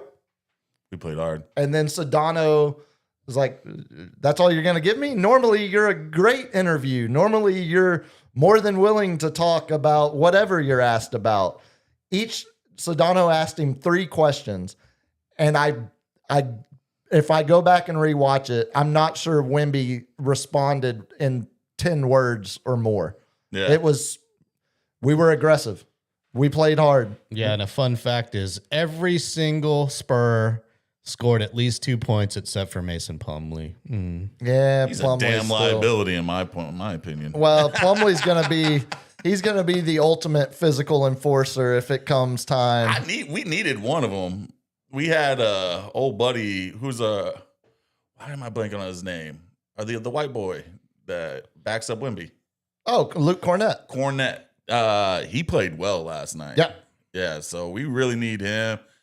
There was But a sick pass from Dylan Harper on perfectly reading Cornett.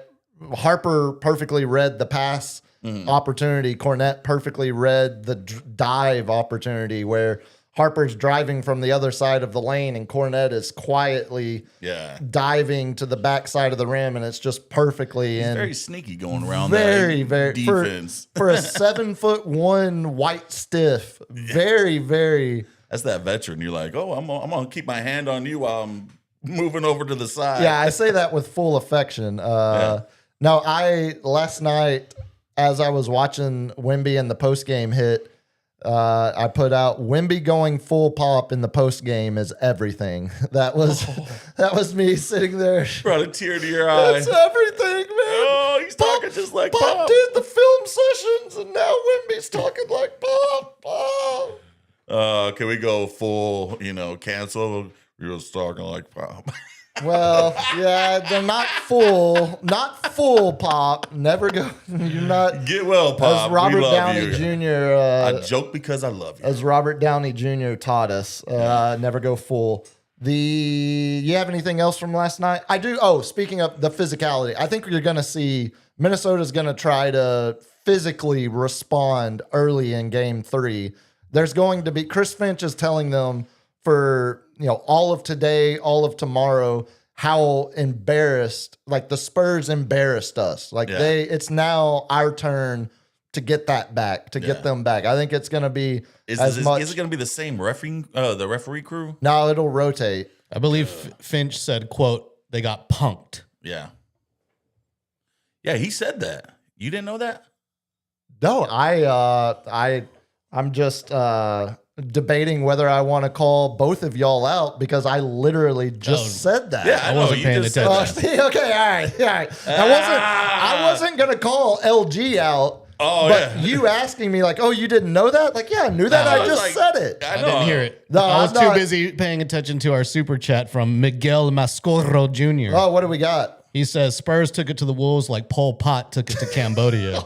Okay. See, I didn't understand that, and I didn't know if I should say that on the air. Well, I'm like, you know, I was like, is that something I should say? we're or not celebrating genocidal dictators. like old buddy from We're the just- IDF agent from Portland. We're just recalling some world history that we learned very long ago. Pol Pot doesn't get his doesn't get his warranted space in hell like the rest of the genocidal dictators of our lifetime or I wish I had a of chance the, to say of the that 20th name. century. I do think Pol Pot gets mentioned more than any other dictator on this show. Well, so that's he's a guy. Hey, Google high school dropout. Okay, All right. fair. And Ooh, that noise. the only classes I enjoyed in college were history classes, so fair. I took one history class, and by the time I was a senior, because I was doing all the work release programs, they're like, "Yeah, you're gonna have to do a lot of summer school because you need about 16 credits to graduate." I was like, "So about that GED, huh?" Yeah, let's. What other options are available? Yeah. Pol Pot definitely gets mentioned more because he's the one like you right here. Like I can say it, and A you don't dictator? know he's one I of. just want to be a cult leader. That's my I- dream. Hey, brother, you and I both, especially high off gas station drugs. The Pol Pot's like the one you can mention that immediately the whole room doesn't go, oh, why are you talking about a dictator? I knew there was something that happened in Cambodia. I just don't know what Pol Pot was. I was like, it's I thought it was pole, like your pole, well, like gas again, station drugs. Yeah, I was about to say back to the gas thought we were station going pharmaceuticals. No, thank you, Miguel, for the super chat. Though always appreciate. Miguel Mascarones Mascaroyo Nailed it. Coro Jr. Nailed it. Oh man. Either one of y'all have anything else on the Spurs? I don't know. In the words of great Gina, go Spurs, go. Go Spurs, go. Indeed. Come on now, Spurs. Indeed. Game 3, 8:30 8:30. tomorrow night, and then Sunday 6:30. Yep. What stations are we dealing with now? Because I know we're not on Peacock anymore. I don't think it's Prime because they alternate Prime and NBC. So I think tomorrow's going to be on. See, I think it's Prime tomorrow because Prime had Friday nights. Figure it out real quick. What was last night? ESPN? Yeah. Yes. So it's not ESPN. And because I know each of the games are on 4 different networks. We will be on Prime. Prime tomorrow night. Ah! And then Sunday is NBC Sunday, proper. it says NBC. Yes. So hopefully it's not NBC Sports Network. No, it's because game 1, dude. Okay, so now that I remember this, I'm sorry. My phone was on the Yankees beating the Texas Rangers. that game ended hours ago. I know. I was looking at the stats. And So- Tuesday's game is to be decided, time and network. Okay, hopefully it's not another Peacock game. Monday night was that Monday? No, Tuesday. No, what days were the freaking game? Monday. Monday, Wednesday, Friday, My Sunday, whole week is thrown off because Tuesday. I've actually had to Thursday. work all week, and so I can't remember what day it is. I just know it's a day that I work. Monday night on Peacock, as the game is, last minute of the game, I hadn't noticed it because I was outside in the smoking section of the bar where there was a TV that I could watch the whole game and chain smoke heaters during the fourth quarter as it was getting pretty tense. I started to notice a waterfall effect of reaction throughout the bar. And so I decided to go drain the main vein, walk around a little bit to see. There were, there's a dozen and a half televisions And they in this weren't all bar. synced up. None of them were at the same point of the game because they're all on Peacock. And every single time Peacock would have to buffer or anything, it would fall a certain bit behind. So There's I ended nothing up more annoying than one TV. So you're sitting there wanting to watch the better TV, the one close to you, but you know that one's ahead. So Exactly. you're over there straining your eyes, you're watching looking the at this janky over one here. with the color all wrong. Yeah. It's all oversaturated. So what I ended up doing, I didn't move because I needed my tobacco. So I'm still smoking, but I was I could start to pick up on who was getting it first. And when Sham Penny missed the potential game-winning three-pointer, you heard the it was almost like you were like echo, just hearing all the different. Because I am that guy who will go to the crappy TV just so I can do it. So whenever I react, and of course I'm not the quietest person, everybody's like, Yeah. damn it, you're ruining it for all of us. And I'm like, watch this TV, dude. Yeah, you're the barometer basically for the entire bar. Yeah, I kind of like the reason I don't follow Adam Schefter or Shams or any insiders. Like, what's the value of getting the information 30 seconds before someone else? I don't. You can put it on Facebook and be the first one. And as I already knew that. as I said last night, I broke Smack that guy who says that. one of I my already knew rules. that. Oh yeah, Oh, yeah. I knew that. Yeah, like did I need that? Yes. Was that needed to be said? Yeah, you needed to be reminded. No, I did not. As far as the rest of the NBA, look, the most exciting potential series is Spurs Timberwolves. Yeah. Lakers, if they can squeeze a game in this series, they'll be lucky with Luka nowhere close to coming back. Yeah. I think they're down 0-2 by the end of the night. Earlier, Pistons went up 2-0 over the Cavs. Yeah. I'm not sure how much longer that series. It looks like Detroit woke up. Seems like the first round was like a month and a half long. So it was. So did you see the stat? The first round of the playoffs, since the NBA went to 7-round series in the first round, this year was the third most playoff games that have been played in the first round. because so many series went long. Yeah. Because you had so many games 6 and 7s. It was the third most total first round games ever played in a season, in a postseason. Do you know why they switched that rule when Spurs were number 1, and I think we got ousted? Grizzlies? Yeah, we got ousted by a Grizzly, and then the next year they put it to 7-game series. No, that was a 7-game. That was a 7-game. Yeah, because the first I'm team thinking maybe Phoenix. So it's almost like you know what's coming up on today in sports history, because on this day, the first 1 seed to ever lose to an 8 seed happened. But we've also since then on this day, we also the playoffs started later, and it was only 5-game series at that point in the first round. We had Mavs lose to the Warriors in 07. Okay. And then what year was that Spurs Grizzlies? It was like 2 or 3 years after the Mavs one, because it was like it was 2011 that the Grizzlies beat the Spurs in 6 games as the 8 seed. But we saw them twice over a 4-year span, and it unfortunately, the 2 Texas teams, but rest of the NBA, yeah, I mean, I don't know. Well, let's call out the historic. Detroit came back from 3-1, but who beat Boston? The Sixers, who were down 0-2 to the Knicks. Yeah, they were down 0-2, but and Embiid is out. Yeah. But they are the first ones to come back from 0-3. They were down 3-0. No, it was 3-1. Was it? Because maybe it was Orlando. Somebody, I don't know. We're in a wormhole of not knowing. So the six. This is great, Ray. I'll give you. It's what people have become accustomed to. The Sixers and Celtics have a long history of playing each other in the playoffs. Yeah. From 1983 through game 1 of their first round series, Philadelphia had only won 3 playoff games in Boston over that span, from 83 to game 1. All through the Dr. J era and all that stuff. Only 3 wins in Boston in the playoffs.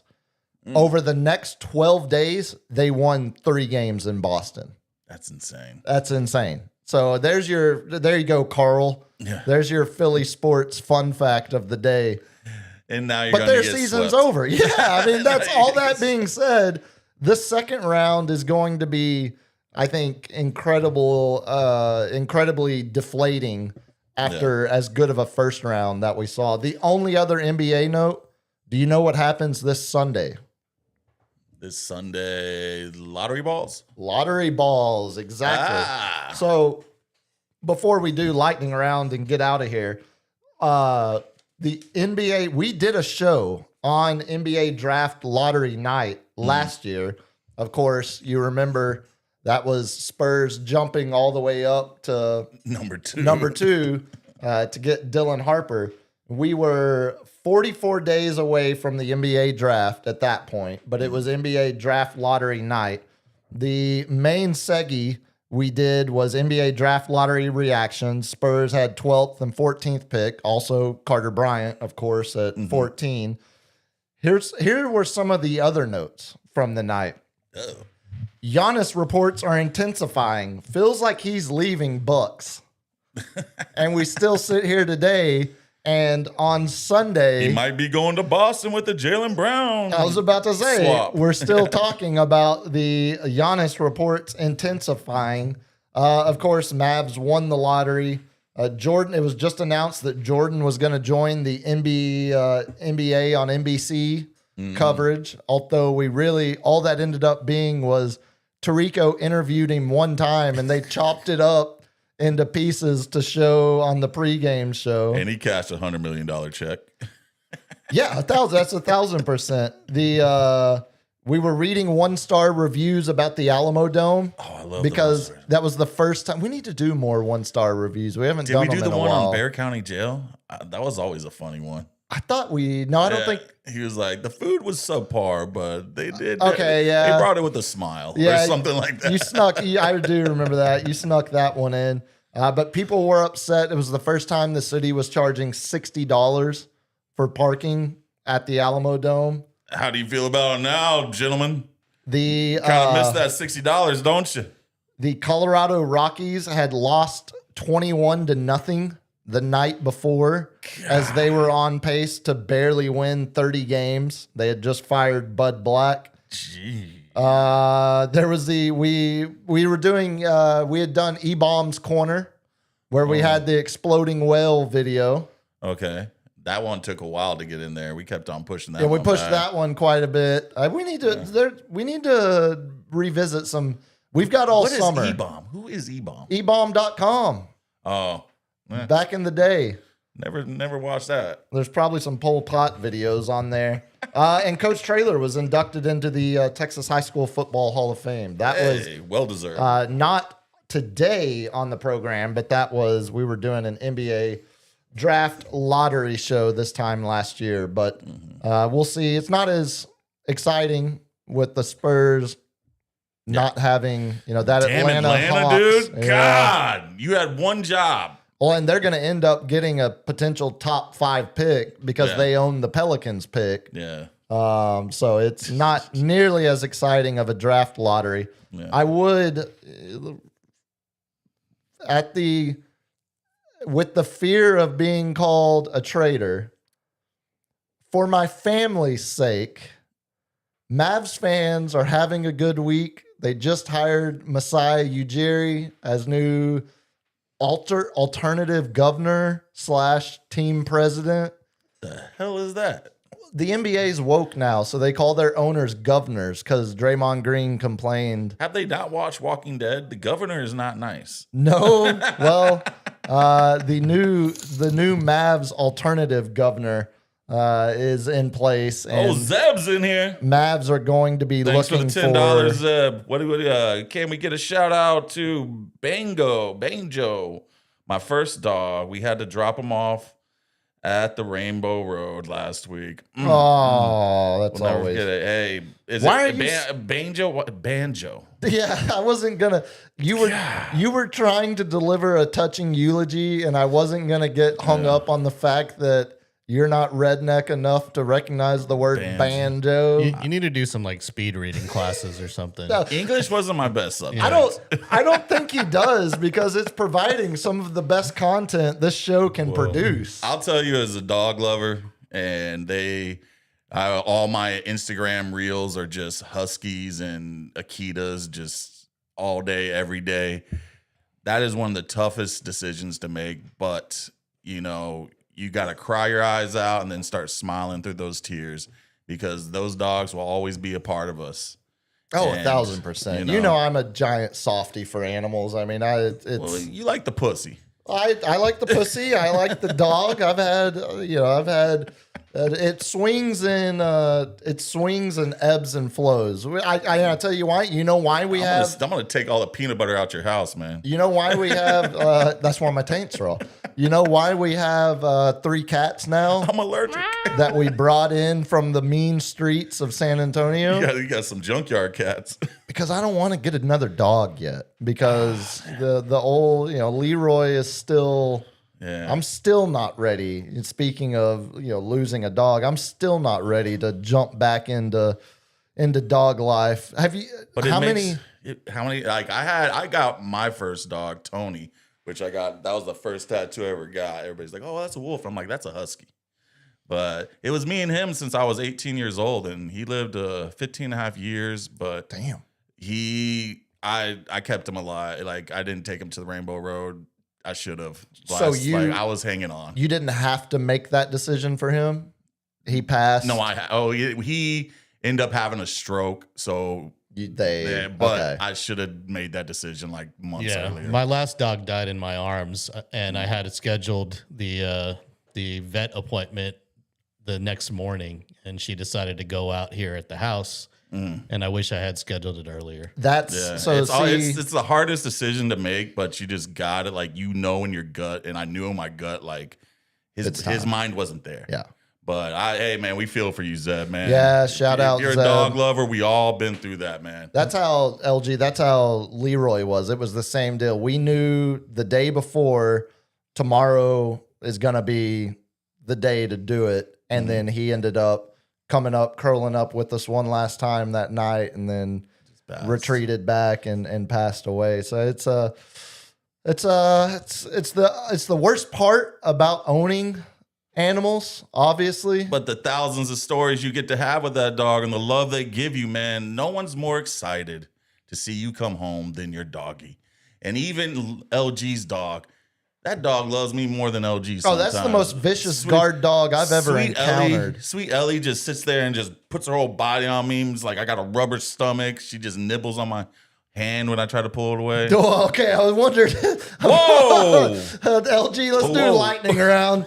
Your video, you called for the baton. Your video ender better be good after We'll get some chuckles. dog after pet death talk to lead lightning round. Not saying there's anything wrong with that, Zeb. Shout out to Banjo. Did we get lightning round? Where let's do. Oh, I told you. I'll start with this. Hit him, LG. The World Cup, FIFA officially took money out of my account. I officially have tickets to a World Cup How much game. did that cost? I would rather not say on air. I heard because FIFA came out. It was like, we're doing this in part of the price of the U.S. dollar. That's why there's so much. They're blaming the U.S. I was about dollar to say. for the tickets to FIFA. Sure. Let's World go with Cup. that. No, it was I think $5,000 no, but $2,000 range. maybe a hair over 3,000 for two tickets 2 combined. months rent, baby. Yeah, well, look, the roommate, I was able to convince the roommate You married money, so that this is just such a once in a lifetime. it really is. When are they ever going to give us FIFA World Cup again? I mean, it's not like it hasn't already happened once in my lifetime in Dallas, but besides that time, when is it ever going to happen again? You think they learned their lesson? They were more expensive because I originally was in the pool for group stage matches, but the games we wanted to go to, like we tried to get Messi, we tried to get Argentina, we tried to get England, and struck out on all of those. So we ended up getting put in a drawing for knockout round games, and the knockout round games are always going to be more expensive. But like I said, I was able to convince Steph, no, this is going to be a much better game. It's going to be worth the significant additional. Maybe the U.S. is going to be there, and we get to see them in the knockout round. So it's not going to be the U.S., but we're gonna, because you already know your group. we know the group. So we're going to see the runner-up of Group E play the runner-up of Group I. So Group E, Just give me the good teams in there. Germany, it's probably going to be either Germany, Cote d'Ivoire, or Ecuador. Cote d'Ivoire. What is that? Ivory Coast. Oh, okay. The home of Didier Drogba, my favorite Why soccer did player. you say Ivory Coast? You're being weird on me. Well, Cote d'Ivoire, it's the What the hell is that? it's the French. It's a French colony, or was a French colony. The French is the predominant language. You're just being an ass, man. It's like it's okay. It is like the pretentious guy that's like, I just got back from Italia. a Barcelona. Napoli. Barcelona. Yeah, you were in Naples, bro. Just call it what it is. So it's going to be the runner-up of that group versus the runner-up of either France, Senegal, Norway, or Iraq. Ooh, Norway. So you're either going to get France or Norway. Senegal. I think Senegal. You think Senegal is better than... Norway has Holland, the stud Man City striker, but not a whole lot else. Senegal's got some talent spread out across the continent of Europe. They've got guys. Trash countries. Yes, according to some individuals that I think it's also what is Senegal? They're not the Eagles are Nigeria. I think Senegal is like the Black Crow or something. Whoa! Hold on. Sir, come on now. Hold on. Sir. I knew you were gonna do that. We accept everybody in this show. You do not refer to the Crows as the Black. They are the Black Lions. Black Lions. I believe is what I am confusing. I thought they were a bird too, and all I could come up with was crow. I wish I had that They're picture the I showed lions, him. the Black Lions. I sent Puma a picture of this lion with this curly mane, like with like perfect little curls, and I was like, "You got some competition there, bud." Yeah, I actually checked my Instagram and saw that. Holy hell, we're running late. Oh my god, I'm not gonna make it to the All right, airport. hit me, LG. All right, we're gonna do one. Do you want me to do just the show ender? Or? No, because I'm still gonna do. We're gonna Okay. burn through today in sports history, and then Top 10 NFL stars who were MLB draft picks. oh, okay. Give me some names. 10 NFL stars. Yeah. NFL. Okay. Yeah. Dion. But he played like they never played. Oh, that never they played. They were drafted but never Okay. played. Russell Wilson. Yeah. He's number 5. Ricky Williams. No, he's not on the list. Really? Ricky I Williams think he was just had such a short career. He had 3 good years and then just started dressing and smoking the devil's lettuce. Dressing in girls' clothes and brides' dresses. NFL player. I'll give you number 10, Hines Ward. He was an outfielder. Really? I didn't know that one. The other one is one of our favorite QBs that is ass, but we just love him. Cam Newton, the original ass. No. Sweet Jameis Winston. Oh yeah, Jameis was a baseball. He was an outfielder. Yeah. Greatest show on turf. Isaac Bruce. Marshall Faulk. Okay. Outfielder. He drafted this. So Marlins was Hines Ward. The Rangers was Jameis Winston. Oh, Marshall damn. Faulk was what could have been. What could have been? That would have been great. The Angels was Marshall Fox. That makes sense. He was at San Diego State. Top 5 quarterback to never win a ring. I would say top 3 quarterback to never win a ring. Marino? Yeah, Dan Marino. He was a pitcher drafted by the Kansas City Royals in 79. The other one transferred to a team, a little fella, still in the league. Still in the league and a little fella. They've always kept telling him to go back to baseball. Oh, Kyler, of course, Kyler. Outfield. Kyler was like athletics. 6th overall pick to Then the we got Athletics. the Rockies with Russell Wilson, second base. Yeah. The other one, great quarterback, had in a little bit of trouble for some. Ben Roethlisberger. No, it just Sweet Zeb. Sorry, but with some dogs. The great Mike Vick. Yeah, outfielder, Colorado Rockies. Okay. The other one won back-to-back Super Bowls and then retired. Peyton? No, He just won one. He won one. He went Yeah. back-to-back Super Bowl. This Yeah, one but won yeah. back-to-back and then retired. Who am I missing? Father of one of the best coaches in the league right now.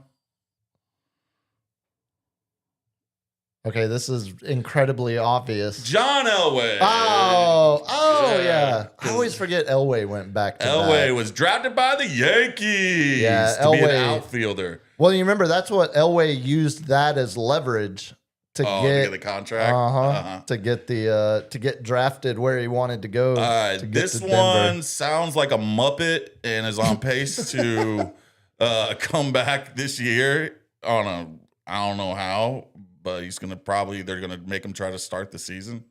Pat Mahomes. Yeah, Pat Mahomes. That one makes sense because Yeah. his dad was a pitcher for the Rangers. Detroit Tigers. And number 1 blew my mind Well, then I'm never gonna by get the it. Expos. 1995. He is technically the GOAT of football to some. Tom? Tom freaking Brady. Yeah. And guess what position? Not pitcher? Not pitcher. Shortstop? No. Okay. First base? No. Catcher? Yes. No. He was a catcher. I That's- always knew it, Tom. Yeah, You've been okay. a catcher your whole life. We did the whole list just to get to that joke. Well played. Well Montana played. was never a catcher. I'll just tell you that much. A lot of quarterbacks expected, but I didn't And know the catchers- Vic. I didn't know Vic was a I never MLB knew Brady draft. got drafted. I was like, what? Yeah. No, that's a good one. I like the random list during lightning round. Hit me, LG. We'll burn through today in sports history quick. Take a guess on what year the term bullpen was first printed in a publication, was first written by a sports writer in a newspaper. I'm going to have to say the field was also used in a farm setting. Well, you're on the right track. So we're going to go More- Great Depression era, Egalitarian based economy. 1910. I would have thought like you. I wouldn't have thought the Cincinnati Enquirer first used the term in 1877. Oh, It was to indicate the foul territory where late coming spectators to the game would all herd up like cattle. So it wasn't even originally for the pitchers. yeah. It was the bullpen where if you were late to the game and you didn't get a spot in the seats, Yeah. you were over here in the bullpen like cattle, just trying to herded watch up the trying to game. see the game. Yeah, 1877. 1959, 93,000, over 93,000 baseball fans converged on the LA Coliseum to see the Yankees beat the Dodgers in an exhibition game that was coined Roy Campanella Night in honor of great Dodger Roy Campanella. But it got me thinking. We worked that ass. I'm just saying. Why, yes, and celebrate a exhibition game victory in 1959. How come baseball doesn't do? I guess they did it. They did it last year with the Like- NASCAR track that got rained out and everything. But we hadn't seen, like hockey does the outdoor game. Well, baseball does. They did that Field of Dreams, which is excellent. Excellent. I love that. But it's like an 11,000 person, like it's a tiny field. Yeah, Like they hadn't done. because the outfield's corn. Like I would love to see. Build it and they will come. We just had the stupid Harlem Globetrotter Bananas play Kyle Field last weekend. If you build it, they will come. I would love to see No gas station pills a necessary. 90,000 person attended baseball game again. This one gets interesting because this one's going to pop up multiple times. 1977, Seattle Slew won the Kentucky Derby. Oh, okay. Would go on to win the Triple Crown. Remember Seattle Slew. It's going to pop back up here in a minute. That's a tricky name. That's an ominous tease as well. 1994, the Denver Nuggets became the first 8 seed to beat a 1 seed. Do you remember the team they beat? In 90, 94, the most exciting team in the NBA at that time. the Warriors Close. or A little was it the further up Jazz? north. A Oh, little further north. Seattle Supersonics. Seattle Supersonics Yeah. with young Peyton and Kemp. The Dikembe Mutombo led Denver Nuggets as an 8 seed beat them. 2003, Arsenal started what would become known as their Invincibles era. 49 straight Premier League games unbeaten. Choo. Either a tie or a win. You think Arsenal's got a chance against PSG? That's why I brought it up because no, I don't at all. PSG Zero. I is think ridiculous. But right now. also over 480 million Balin- people. Balin kept him to 1 goal. Yeah, that's And that should have been a PK when he was kicking When it he out. had the- It was and the a hand. handball all day. I love that you were watching Champions League soccer because I'm a man of many things. dude. 480 million people, 3 times the Super Bowl audience, will be watching the Champions League final next month with Arsenal and PSG. Of course, that Arsenal team is the greatness led by Thierry Henry. Birthdays on this day. Do you know what the Selke Trophy is? The Selke. Selke. Cricket? Closer to home. Our friends up north give out the Selke Trophy every year to the best defensive forward in hockey. Frank J. Selke, born on this day in 1893, a 9-time Stanley Cup winner. A defensive forward? Yes, like a forward. Yeah, it's a forward, but they're defensive. But they play good defense. Is the back. Not a defenseman, Yeah. but a guy that plays offensive forward, but is a great defender. They're stretching right there. I'm just It's saying. been around for a minute. Selke was a longtime executive. He led teams to 9 Stanley Cup championships between Toronto and Montreal back in the day. Johnny Unitas, born on this day in 1933, NFL MVP, 3-time Super Bowl winner. That fur coat and him getting drunk hitting on the report. Well, now you're combining Joe Namath. Oh, Joe Namath and Johnny. But Joe Johnny Unitas was Namath, Colts. Joe Namath was the guy who said, we're going to beat Johnny Unitas Okay, and the Colts in the Super Bowl. Okay. So they are connected. Elsewhere, random sports birthdays. Sean Marion, former Suns and Mavs player.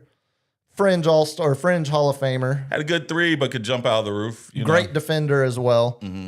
Pretty underrated on that end of the court. 1984, Marion, born 78. Alex Smith, your former favorite quarterback in the league. Only if we took Aaron Rodgers. Dealing with that 1984, crap, but we would have a trophy or two. Alex Smith. 1997, born on this day, Cam Young, who just won the Cadillac Championship last week. Oh, yeah. It's a nice way to celebrate your birthday early. He's going to be a favorite going to the PGA tournament. Not this week, but next Next week, yeah. PGA Championship. Yeah, I would think he's got pretty good chance. Since we were talking soccer, born on this day in 1998, Danny Olmo, FC Barcelona player, born on this day in 99, Dutchman Cody Gakpo, playing for Liverpool, and then deaths. On this day, the great Seve Ballesteros, British Open winner in 79, 84, and 88, Masters winner in 80, 83, dies of brain cancer at 54 years old, gone way too young. And then I don't normally end on death, but on the same day that he won the Kentucky Derby in 1977, Seattle Slew would pass away on this day. The horse? In 2002. He died on the same day he won the first leg of what would become his Triple Crown. Yes, and pour one out. Pour one out for that big glue factory in the sky. For Seattle Slew. You know, to the Kentucky Derby, just side note, through my fantasy football chat, I was like, as soon as it was like, there's a glass ceiling broken, blah, blah, blah. I texted on the thing. I was like, gosh darn it. The Kentucky Derby went woke. Well, you know, it's shocking. I was like, can men not have anything anymore? No, that's the goal. It's shocking that all of the horse girls I grew up with and was raised around, like thinking, like when I think of horse training, I think of horse girls. Yeah. Like the fact that a woman hadn't been the official trainer of a horse that had won the Kentucky Derby, that was I figured that was honestly something that's a man's position. I thought that would have been something that happened like back in the 70s where they were like, oh yeah, here, you can train horses. They put the horse in the wife's name so they can not pay taxes. Avoid taxes. The biggest takeaway from the Derby, the Puma. He got scratched. Oh, because he fell backwards? No, that was the other horse. The Puma got scratched before they even got to the gate. There was a horse named the Puma. And you were so excited. Andy did the golf show Saturday morning and then went to Retama to place bets for us on the Puma. And he got scratched. And then the son of a bitch doesn't even make it to the gate. At least be the horse that does a backflip to get out of work. The Puma, no call, no show. He's like, nah, I'm not doing this. He's like, I'm not feeling it today. All right, hit me, LG. And we come to the last leg. Here we go, where folks. The captain calls the shot. Give me the ball. I am Champagne, not taking a dribble. I'm just shooting it. I'm just shooting it. I'm boom, get the 3. We're on a time. We need a no dip corner 3-pointer from Vassell right now. All right. If we can get the video, I think through proper channels, we have talked about human Mario Kart racing before. Indeed. And now we have video of Vietnam human Mario Kart racing. Thailand. Gone wrong. Are you sure you said Vietnam? Are you sure it's not Cambodia? And Pol Pot, that son of a... All right, let's go ahead and see this chaotic mess. Would you do this? Freaking. Oh, just run her over. Oh my Just god! right on her. That. Look at this one. Over the edge. Oh, okay. These are not playing around. Yeah, this girl just runs. God. Look, they put little obstacle courses in the middle. Yeah. Just imagine a little tree right there. Clap. This is not Mario Kart, by the way. This is Well, no. they say it's like This is Super Mario. downhill karting. Oh, good lord. Yeah, no. This is just downhill It's downhill karting. alpine karts. Yeah, that's all it is. But this is like Mario. This is kind of like Mario Kart. That's Hey! good. How There's is- a whoop, whoop, whoop. Spinning. This is how I wish. Throw a banana peel out there. This buddy. is how I wish they let you race at K1 or any of these other go-kart tracks. Like this is, Sign that waiver and let me get at it, yeah, baby. like Oh man, so some of them have the barrier where you don't go over the edge, but some of those you just fly over the edge. you'd be really good at. You would be like Bowser. Oh, with this weight, That's what I'm would saying. cream- it's all gas, no brake, baby. No, there would That's be. all gravity there. Yeah, that's all. Yeah, I'm on gravity on Gravity your ass, and LG, handbrake. dude. Man, I wish we had gotten that clean. Okay, I'll give you that. That's a good ender. Let's go. That's a good ender. Yeah. Mainly because it's something I actually want to do before I die or before I get too old that won't. Hey, we buy Be some possible. land. We buy some land. We create our own little course, and I'm in. yeah, just Someone- those let's make- cards. What got to be like $200? It can't be that Can't expensive. be that, man. I mean, LG, play the music. Let's get out of Thailand. here. I got to get to the airport. Holy hell. Cap, tell the people how to Sure, get the a hold of lady you. boys make them. Oh, you can get a hold of me at the Captain SCL. Their hands on aren't dainty enough. Yeah, it's tiny hands, man. And you can get a hold of the show at sportscave.live on mostly everything. LG, when's the next stream of LG's house? I don't know. TBD, but the starting lineup tomorrow morning, 6 o'clock. Yep. Every morning, 6 o'clock. Every morning on the ticket. I'm actually not with Andy tomorrow. I am Oh. taking a much needed day off. I'm going to check on you, see if that gas station pill didn't put you out. It might be the thing that finally takes me under. It's not the Quaaludes, it's the gas station boner pills. Find me Or it on might take X. Steph out. I don't know. Find me on X at Biggest Puma. Who knows? I might drunk tweet during the next Spurs game tomorrow night. On Instagram, biggest.puma. Appreciate all of y'all riding along in the sporadic, chaotic schedule we're rolling with right now. But we'll be back next week. Possibly. Yes. Twice? Yeah. Shoot for the moon, baby. We'll see. All right, LG, get us out of here. Y'all be good. Peace. Go Spurs, Peace. go.